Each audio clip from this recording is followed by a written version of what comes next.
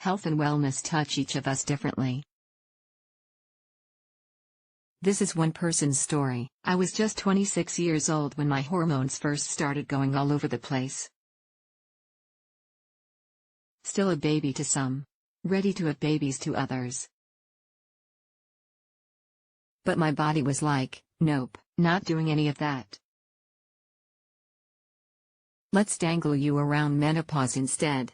Okay, so it wasn't that drastic. I'm 36 now and technically still ovulating.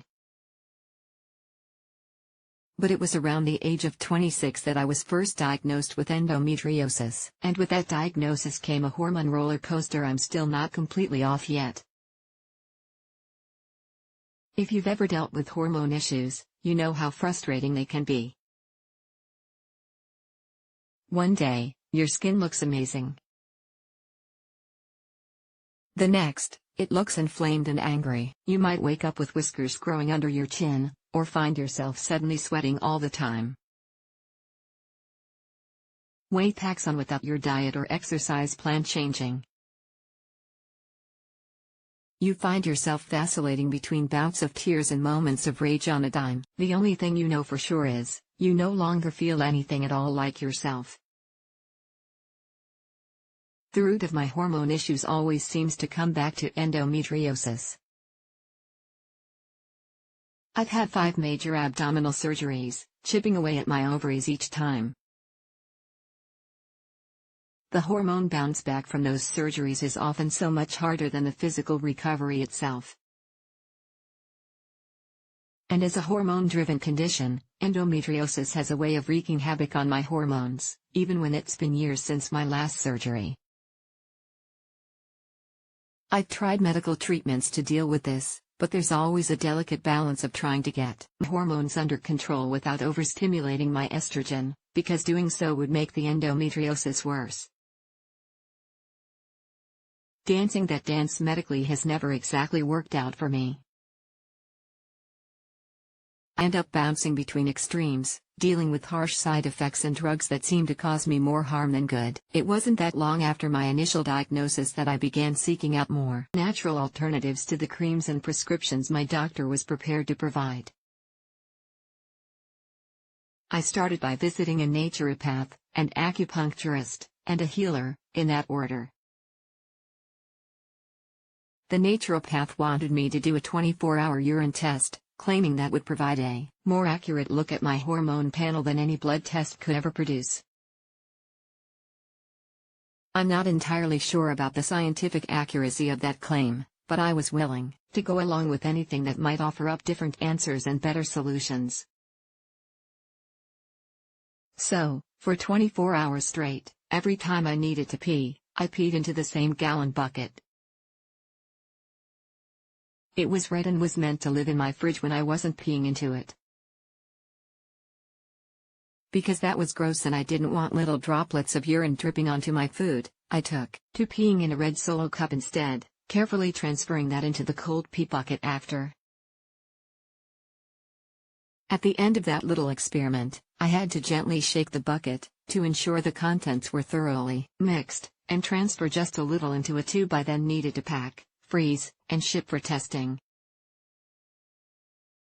I did this test once a year for 3 years. And every time, the results came back the same. Not only were my estrogen levels extremely high, but my testosterone was also off the charts for a woman, which explained those little whiskers I'd been getting under my chin. To combat this problem, the naturopath prescribed supplements and dietary changes, no dairy being chief among her suggestions. But I'm a girl who loves cheese. Sticking to that forever just wasn't going to work for me, so, to the acupuncturist I turned. She stuck needles in my eyelids and cupped my back so frequently that I was constantly black and blue. She lit incense and played soothing music. It was always a relaxing visit, but several years and 2 rounds of IVF later, I wasn't exactly feeling a difference. Which was why I sought out a healer, a woman who practiced deep tissue massage to rid my body of toxins and make life bearable again. I have to admit, I found the greatest relief to my hormone woes in seeing her, but I've never been sure if that was because she was actually changing something within me with her hands, or just because our sessions relaxed me enough to reduce the cortisol, stress hormone, I typically pump at an exaggerated rate. It was what she offered next that really taught me I'd maybe gone too far in my quest for natural healing. Right before my second round of IVF, she presented me with a squirrel poop tea. The concoction she'd ordered was specifically designed to get my hormones in check. Now, I don't know where she ordered this concoction from, nor do I know what all was in it, besides squirrel poop, that is. She did inform me it was technically an illegal batch. You're apparently not allowed to supply people with animal feces to ingest in the United States, but because she loved me so much as a client, she wanted to do what she could to help. And she was sure this would do the trick. She instructed me to brew the tea in big batches, up to a gallon at a time, and try to sweeten it with honey, because it's not going to taste great. She also recommended I keep it in the fridge and drink it cold, thereby making it easier to chug down quickly and hopefully avoid some of the taste. 2 glasses a day, and she was sure I'd have relief in no time. I did as instructed. I brewed and drank that squirrel poop tea like a girl up for anything that might promise relief. I kept up this routine for at least 3 weeks, and nothing. Nothing besides a constant bitter taste in my mouth, that is. I'd like to say that was the last unusual thing I tried to get my hormones under control, but there have been other attempts over the years. I still see a regular doctor, but I'm no longer a patient of the naturopath, acupuncturist, or healer.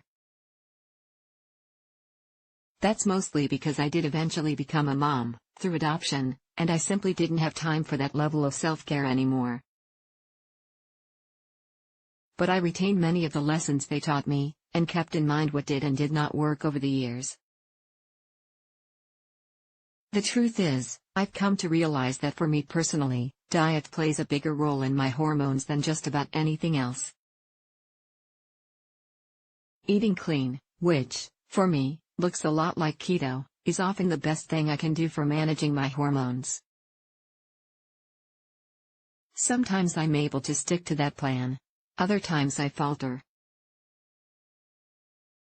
The key now is, when I start sweating uncontrollably and suffering from insomnia or unexplainable weight gain, I usually know what to do to kick my body back into some form of balance, and I don't have to drink a single sip of squirrel poop tea to achieve that. Leah Campbell is a writer and editor living in Anchorage, Alaska. She's a single mother by choice after a serendipitous series of events led to the adoption of her daughter. Leah is also the author of the book Single and Fertile Female and has written extensively on the topics of infertility, adoption, and parenting. You can connect with Leah via Facebook, her website, and Twitter.